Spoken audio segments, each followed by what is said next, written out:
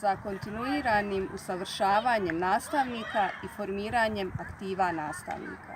Insistiramo na jednakoj zastupljenosti predmeta, projekta Ja građanin i položaju nastavnika u cijeloj BiH. Tražimo adekvatne materijalno-tehničke uslove za izvođenje nastave i provođenje projekta Ja građanin. Treba nam budžet, kabineti i dobri materijalni uslovi za rad. Predlažemo veću uključenost nastavnika pri izradi nastavnih materijala i osmišljavanju suvremenih nastavnih metoda. Naša vizija je da će kvalitet suđenja na takmičenju u projektu Ja građanin biti viši ako se popravi certifikacija i ako poraste nivo individualne obrazovanosti sudija. Smatram da kriterij prilikom izbora sudija treba da bude strožiji, naročito etički i obrazovni.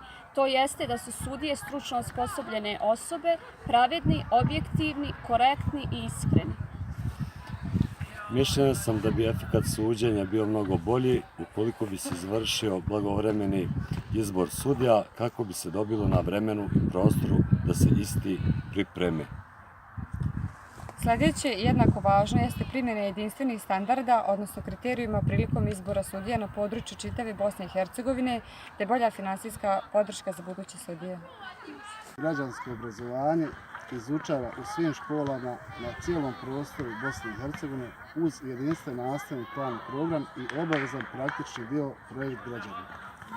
Osigurati da projekt građanin se predstavi kroz takmičenja regionalna, kantonalna i Brčko-distrikt BiH uz obavezu uvrštavanja u kalendar takmičenja. Osigurati grant sredstva kod obrazovnih institucija kao podršku za realizaciju projekta građanina. Naša vizija je uspostavljanje međudržavne mreže pobjedničkih timova projekt građanin s ciljem razmjene timova, a zbog razmjene iskustava, isticanja i širenja prijateljstava. Kroz projekt građanin radimo i gradimo uspješno i prosperitetno društvo.